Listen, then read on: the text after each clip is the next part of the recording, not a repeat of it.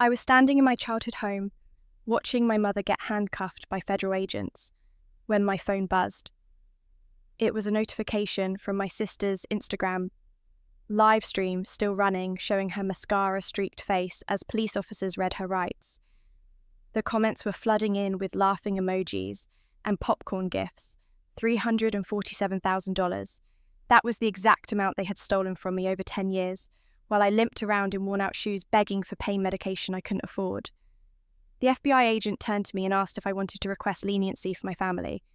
I looked at my mother's face, twisted with rage and disbelief, and I smiled for the first time in a decade.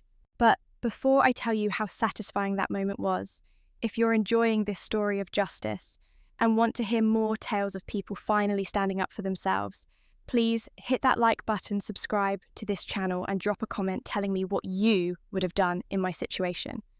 Your support means everything and helps me share more stories like this one. Now, let me take you back to where it all began. Back to when I still believed that family meant love and sacrifice was supposed to go both ways. I was 23 when the accident happened.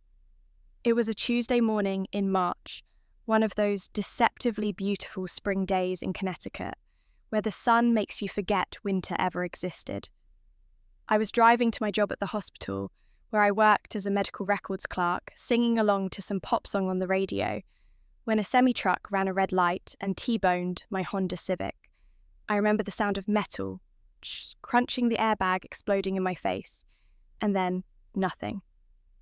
When I woke up 3 days later, my mother, Deborah, was sitting beside my hospital bed, and the first words out of her mouth were not asking if I was okay. She said, and I will never forget this, "Do you know how much this is going to cost us?"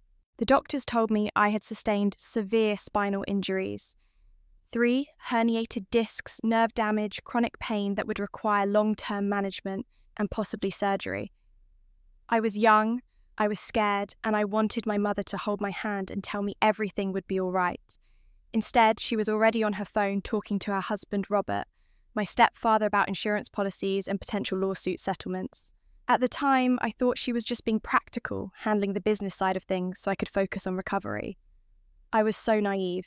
The next few months were a blur of physical therapy sessions that left me crying in pain, doctor's appointments where physicians shook their heads grimly at my x-rays, and endless paperwork for disability benefits. I had to quit my job because I couldn't sit for more than 30 minutes without excruciating pain shooting down my legs. My social life evaporated. Friends stopped calling when I kept cancelling plans because I was having a bad pain day. My boyfriend of 2 years left me saying he couldn't handle dating someone who was broken. Those were his exact words. Broken. My mother suggested I move back home. She said it made sense financially, that I needed help with daily tasks, that families should stick together during hard times. My childhood bedroom still had the same lavender walls and white furniture from high school. I should have seen it as a regression, a step backward, but I was desperate and alone. I thought I was lucky to have a family willing to take me in. Robert, my stepfather, barely acknowledged my presence. He was a real estate developer who spent most of his time at the country club or locked in his home office. But my mother seemed attentive at first, driving me to appointments, picking up my medications, helping me apply for Social Security disability insurance. The SSDI benefits were approved 6 months after I moved back home. I remember the day the letter came. I was sitting at the kitchen table, my back screaming from the cheap wooden chair when my mother ripped open the envelope. $2,800 per month. It wasn't a fortune, but it was enough to live on, to afford my medications, to eventually get my own apartment once I was more stable. My mother hugged me and said, "This is wonderful news, sweetie. Don't worry about anything. I'll help you manage this money so you can focus on getting better." I signed the papers she put in front of me. Power of attorney, she said. Just temporary so she could handle the disability payments while I was recovering. I trusted her completely. She was my mother. Why wouldn't I trust her? That was my first mistake. The money started coming in, but I never saw a penny of it. When I asked my mother for money to buy a new pair of shoes because mine had holes in the soles, she would sigh heavily and say, "Sarah, you know we're struggling right now. The economy is terrible." Robert's business is barely staying afloat. We're feeding you, housing you, driving you around. You need to be grateful for what you have." I felt guilty for even asking. I started wearing the same 3 outfits on rotation, washing them by hand in the bathroom sink to save on laundry money. My pain medications were expensive. The good ones that actually worked weren't covered by insurance. And when I asked for money to buy them, my mother would launch into a lecture about opioid addiction and how I needed to learn to manage pain naturally. So I suffered. I suffered through days where the pain was so intense I couldn't get out of bed. I suffered through nights where I bit down on a towel to muffle my screams so I wouldn't disturb anyone. I suffered in silence because I thought I was a burden, because I thought I should be grateful, because I believed my mother when she said we were all struggling together. Meanwhile, my younger sister Jessica was thriving. Jessica was 21, beautiful, popular, and completely unburdened by things like empathy or self-awareness. She had dropped out of college after 1 semester, claiming it was too boring. But she lived like a trust fund kid.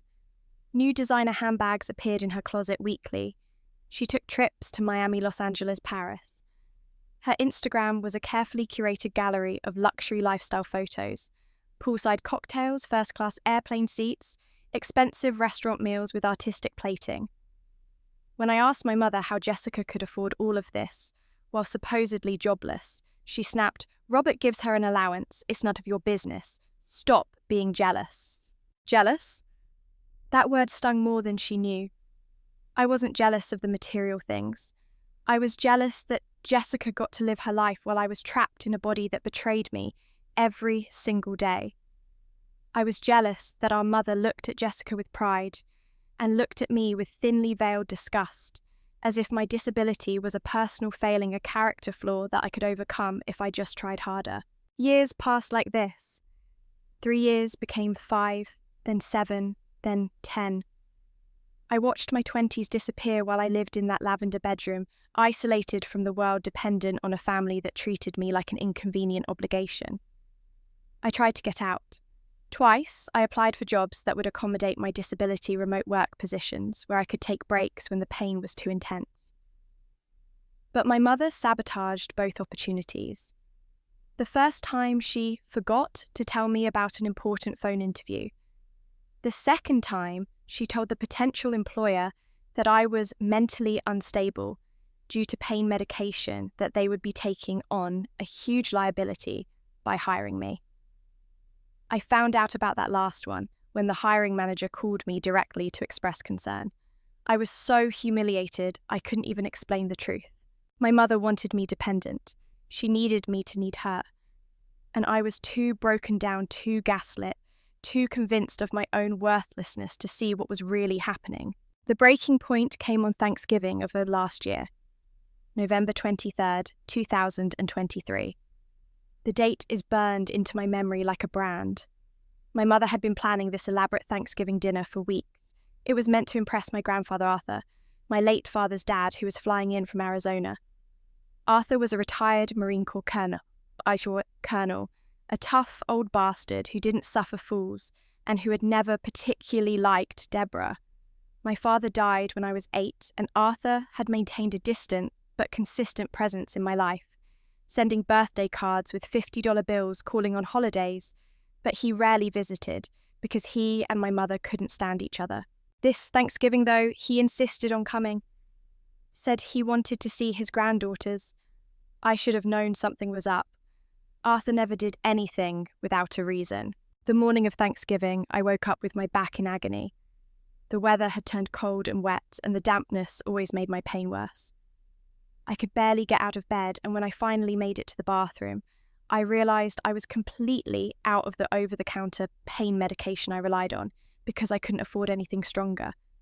The prescription stuff, the medication that actually worked, cost about $200 out of pocket. I had been stretching my last bottle for 3 months, taking half doses, rationing pills like they were diamonds. I went downstairs to find my mother in the kitchen, surrounded by the chaos of holiday cooking. The house smelled like roasting turkey and cinnamon. It should have been comforting. Instead, my stomach churned with anxiety, because I knew what I had to do. I had to ask for money. "Mum!" I said quietly, leaning against the doorframe because standing upright sent lightning bolts of pain down my legs. I need to ask you something. She didn't look up from the pie crust she was rolling out. I'm busy. Sarah, what is it? I'm out of pain medication. The strong kind. I was wondering if I could have $50 to get a refill. I know it's a lot, but the pain is really bad today, and $50. She finally looked at me, her eyes cold and sharp. Sarah, you always need money. Do you think I'm made of cash? I've been taking care of you for 10 years. Feeding you, housing you, and you can't even be grateful. You always want more. My face burned with shame. There were other people in the kitchen. Robert's sister and her husband. Early arrivals for dinner were watching this interaction with uncomfortable expressions. My mother was humiliating me on purpose, and she knew it. I'm sorry, I whispered. I just thought, you need to learn to manage your pain better. Maybe try meditation or yoga. This dependency on pills isn't healthy. She turned back to her pie crust, dismissing me completely. I limped back upstairs, biting my lip to keep from crying in front of guests. I took 3 ibuprofen and lay in bed for an hour, waiting for them to kick in, knowing they wouldn't really help. When I finally came back down for dinner, it was early evening. Snow had started falling, fat white flakes that looked beautiful through the windows, but meant I was going to be in agony all night. I had dressed in my nicest outfit, which was a sweater I had bought at Goodwill 5 years ago, and a pair of black pants with a broken zipper that I safety pinned shut. My shoes were the ones with holes in the soles. I had tried to cover the holes with duct tape, but you could still see it if you looked close enough. I felt like a character from a Dickens novel, the poor relation showing up to the feast in rags. But it was my grandfather's first visit in 3 years, and I wanted to make an effort. The house was full of people when I came down. My mother's friends from her book club, Robert's business associates, distant relatives I barely recognised. Everyone was dressed beautifully, drinking wine from crystal glasses, laughing at jokes I hadn't heard. I felt like a ghost haunting my own home. Jessica was holding court in the living room, showing off a brand new Hermes Birkin bag in butter-soft caramel leather. The price tag on those things started at $15,000. I knew because I had Googled it once, unable to comprehend how someone could spend that much on a purse. It's a reward from Mum and Dad, Jessica announced to her admiring audience, stroking the bag like it was a pet. For getting a B in my sociology class this semester. I've been working so hard going back to school, you know. It's challenging, but so worth it. A B in one class. And she got a $15,000 handbag. I thought about the $50 I had begged for that morning, the medication I desperately needed, the way my mother had humiliated me in front of guests.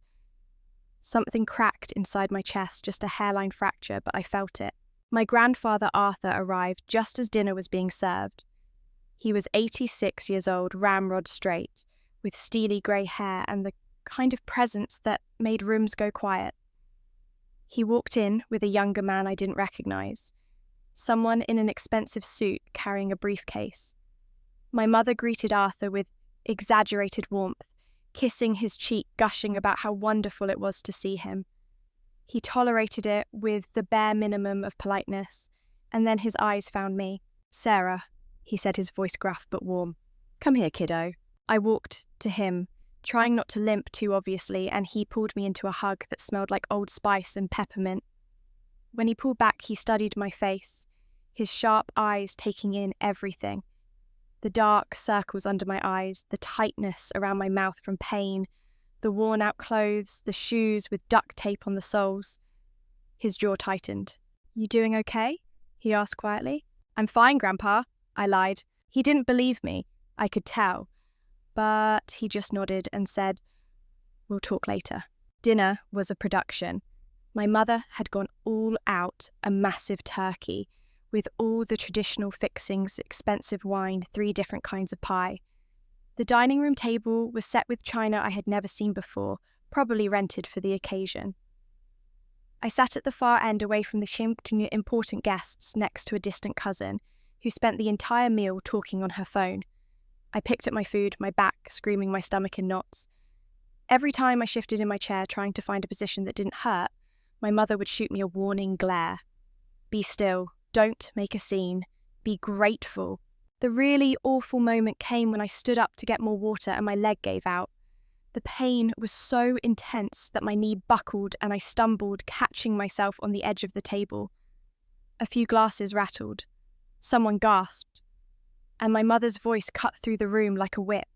"Sarah, for God's sake, don't be so clumsy. You're making a scene in front of everyone. Pull yourself together."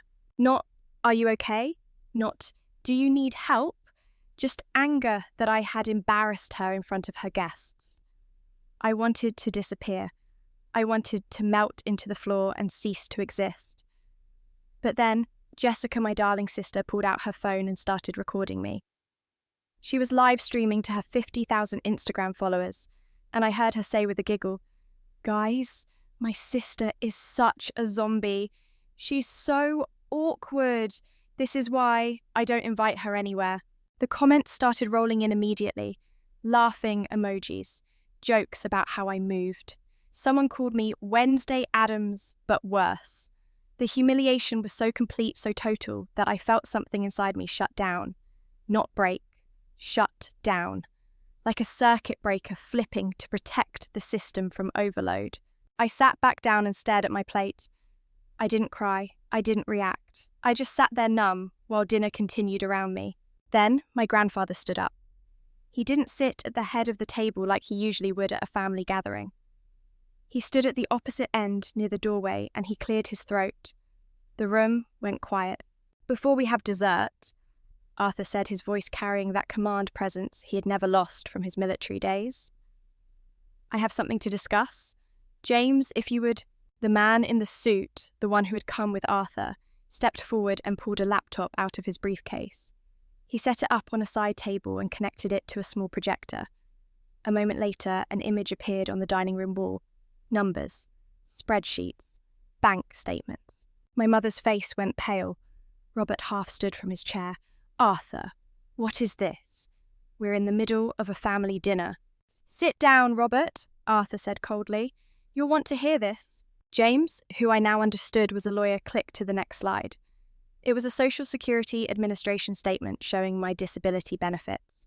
$2,800 per month. 12 months per year. 10 years. The total with interest was over $400,000. "This," Arthur said, his voice hard as granite, "is the amount of money that Sarah has been entitled to over the past decade. Money meant for her medical care, her living expenses, her future. Money that was supposed to help her build a life despite her disability." The next slide showed bank statements. My mother's bank statements. Deposits from the Social Security Administration regular as clockwork, and then withdrawals. Cash withdrawals. Transfers to credit card accounts. Checks made out to luxury stores, travel agencies, designer boutiques. The room was silent. You could have heard a pin drop. "Deborah," Arthur continued, and his voice was shaking with rage, "you had power of attorney over Sarah's disability benefits. You told her the family was struggling financially. You told her there was no money for her medication, for proper clothes, for anything she needed. And while she suffered, while she lived like a prisoner in her own home, you stole from her. You forged her signature on documents. You diverted her benefits to fund your lifestyle and your other daughter's shopping addiction." The next slide showed receipts. Jessica's trip to Paris last year, $4,000 on airfare and hotels, funded by my disability check. The Hermes bag she had shown off tonight, $15,000, funded by my disability check. My mother's facelift last spring, $8,000, funded by my disability check.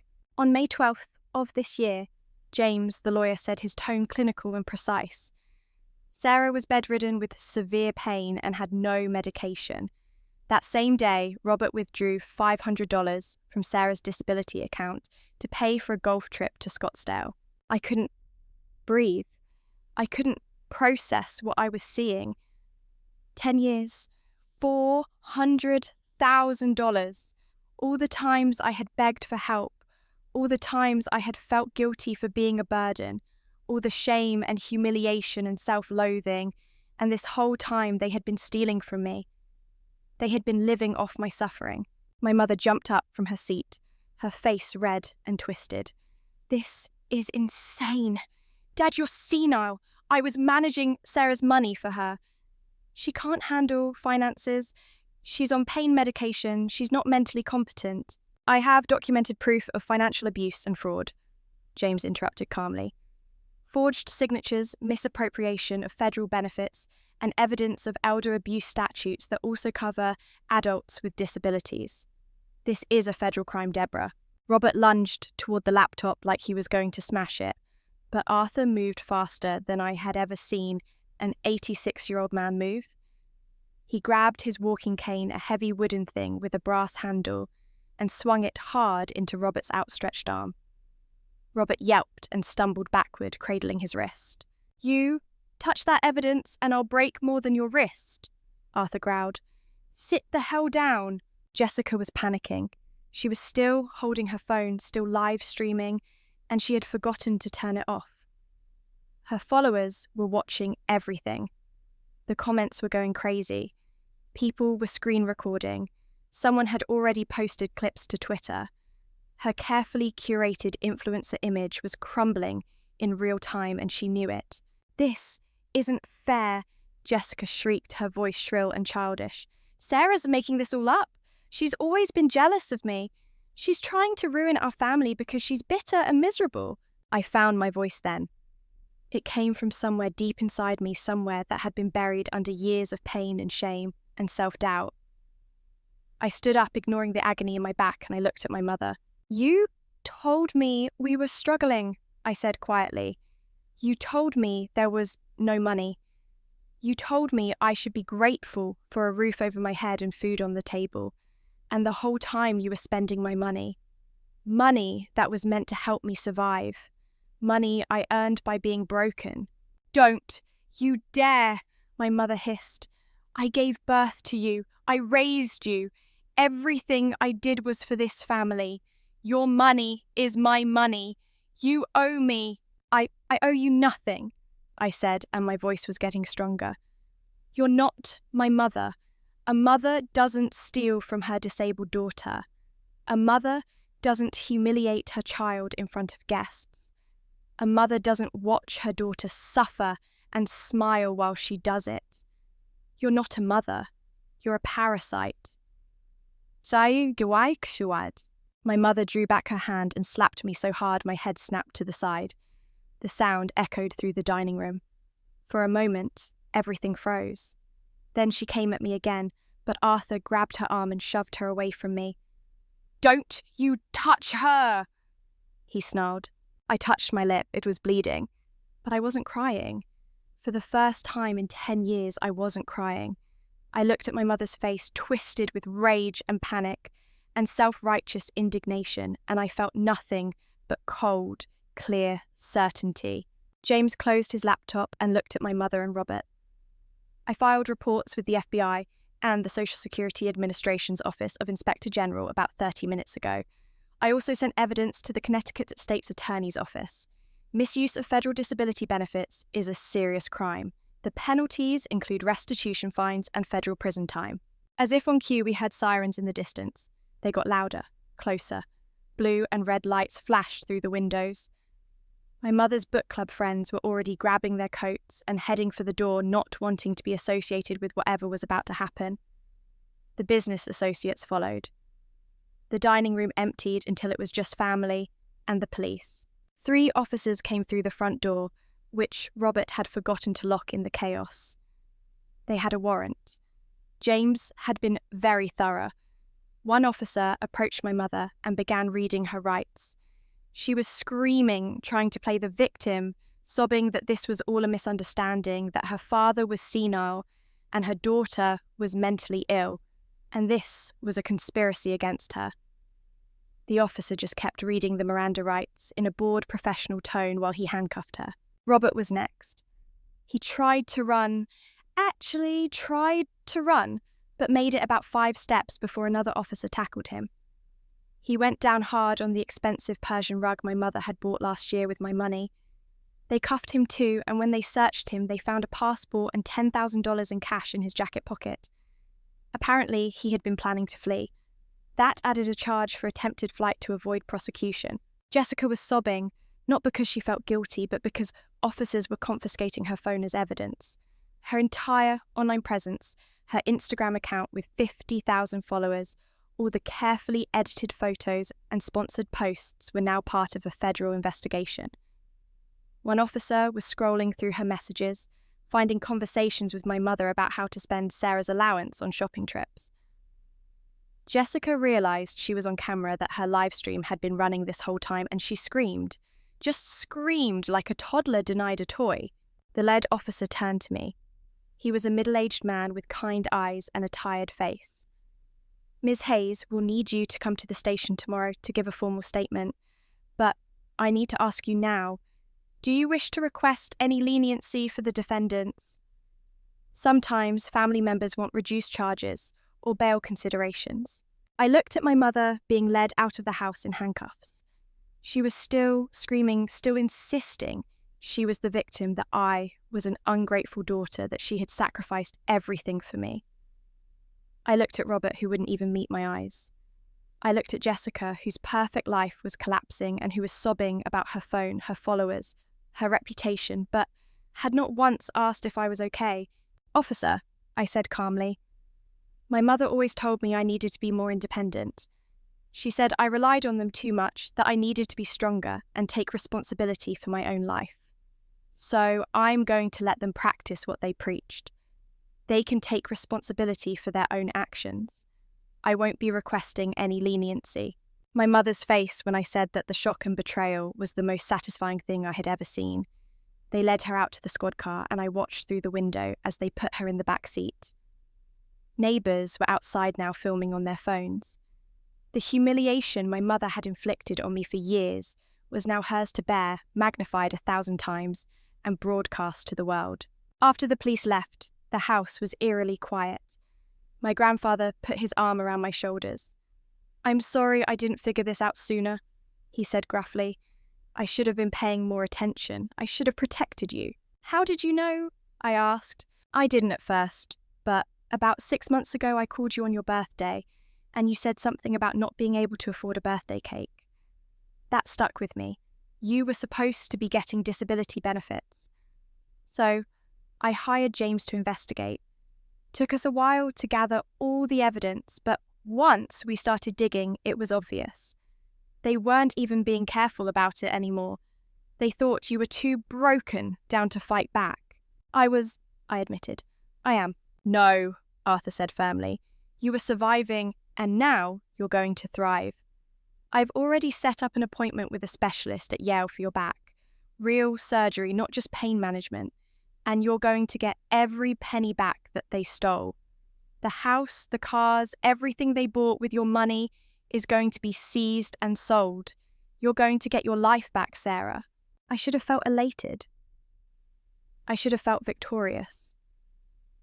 But mostly I just felt numb and exhausted, like I had been holding my breath for 10 years and had finally been allowed to exhale. My grandfather helped me gather some of my belongings. Not that I had much. A few clothes, some books, my medication bottles. We left that house and I never went back. The next 3 months were a whirlwind. The legal system moved slowly but inexorably. My mother and Robert were indicted on multiple federal charges: theft of government benefits, wire fraud, forgery, and financial exploitation of a disabled person. Jessica wasn't charged criminally, but she became the poster child for privilege influencer culture gone wrong. The video of that Thanksgiving dinner went viral. 20 million views. News outlets picked it up. Think pieces were written about financial abuse within families, about the exploitation of disabled people, about the toxic culture of Instagram perfection funded by stolen money. Jessica's followers turned on her like sharks. She went from 50,000 followers to 5,000 in a week, and those remaining 5,000 were mostly hate watchers who left comments on every post mocking her. Brands dropped her sponsorships. She tried to claim she didn't know the money was stolen, that she was just as much a victim as I was, but nobody believed her. The receipts were too detailed, the messages too damning. She had known exactly where the money came from, and she had not cared. She ended up having to get a job, a real job at a fast food restaurant near the highway. One of her former followers spotted her working there and posted photos. The comments were brutal. Karma, they said. Justice. The same people who had mocked me that Thanksgiving night were now celebrating my sister's downfall. I didn't celebrate with them. I didn't feel joy at her suffering. I just felt like justice had been served cold and impersonal as it should be. My mother and Robert were offered plea deals. They could plead guilty to reduce charges and serve 5 years in federal prison, or they could go to trial and risk 15 years. They took the plea. At the sentencing hearing, my mother tried one last time to play the victim. She stood before the judge and cried, saying she was just trying to keep her family afloat, that she had made mistakes, but her intentions were good, that she loved me and never meant to hurt me. The judge was a woman in her 60s, with steel grey hair and no patience for manipulators. She looked at my mother and said, "Mrs. Hayes, you systematically stole from your disabled daughter for 10 years. You isolated her, gaslit her, and spent money meant for her medical care on luxury goods and vacations.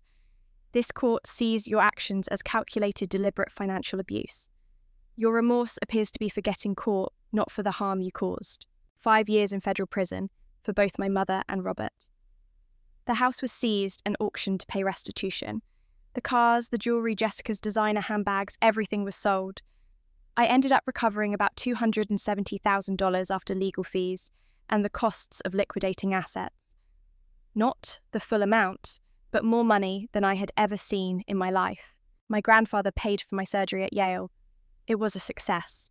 Not a miracle cure. I still have chronic pain and I always will, but it's manageable now. I can walk without limping. I can sit for more than 30 minutes. I can live a life. I used part of the recovered money to get my own apartment, a small one-bedroom place with big windows and no memories of suffering. I furnished it from scratch, every piece chosen by me, nothing from that house, nothing tainted by them. I went back to school to finish the degree I had started before the accident, paralegal studies. It turned out that living through a federal case gave me a real interest in the law, particularly disability rights law. I wanted to help other people who were trapped the way I had been people who were being exploited by the very family members who were supposed to protect them. With the rest of the money and some help from my grandfather, I started a non-profit legal aid organisation, specifically for disabled people experiencing financial abuse from family members. It's small, just me and 2 other lawyers, but we've already helped 15 people get free from situations like mine. We help them file reports, gather evidence, navigate the social security system, and pursue criminal charges when warranted. Every person we help feels like retroactive justice for all the years I spent suffering in silence. 8 months after that Thanksgiving dinner, I got a call from an unknown number. I let it go to voicemail. It was my mother calling from federal prison. Her voice was thin and shaky, so different from the sharp, commanding tone I remembered. She said she was sorry. She said she missed me. She said she hoped we could rebuild our relationship when she got out that family was supposed to forgive each other, that blood was thicker than water. I listened to that voicemail exactly once. Then I blocked the number. Later that day, I got a letter from Jessica.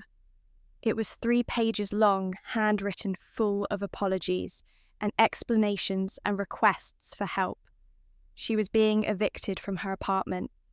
She needed money. She said she was my sister and I owed her a second chance. I didn't even finish reading it. I tore it up and threw it away. Some people might think I'm cruel for cutting them off completely. Some people believe in forgiveness, in second chances, in the idea that families should always be there for each other no matter what. But those people don't understand what it's like to spend 10 years being slowly destroyed by the people who are supposed to love you most. Forgiveness is not the same as letting someone hurt you again. Boundaries are not cruelty. Protecting yourself is not revenge. 3 months ago, I moved into a penthouse apartment in downtown Hartford. It's small as penthouses go, but it's mine. Floor-to-ceiling windows overlooking the city. A kitchen where I cook meals for myself on my own schedule. A bedroom where I sleep without fear, without pain, without shame. I furnished it exactly how I wanted. Modern and clean, nothing like the cluttered, oppressive house I grew up in. Last week, I got another call from the prison. I was standing at my window looking out at the city lights, drinking a glass of decent red wine when my phone buzzed.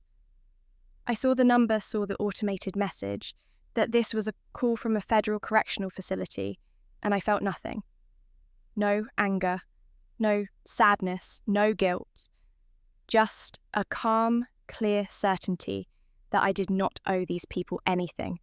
Not my time, not my forgiveness, not my second chance. Mate, it's. I pressed the button to block the number. Then I took a sip of wine and smiled. Because I was free. Not just physically free, but emotionally free. Free from the guilt they had weaponized against me. Free from the obligation to sacrifice myself on the altar of family loyalty.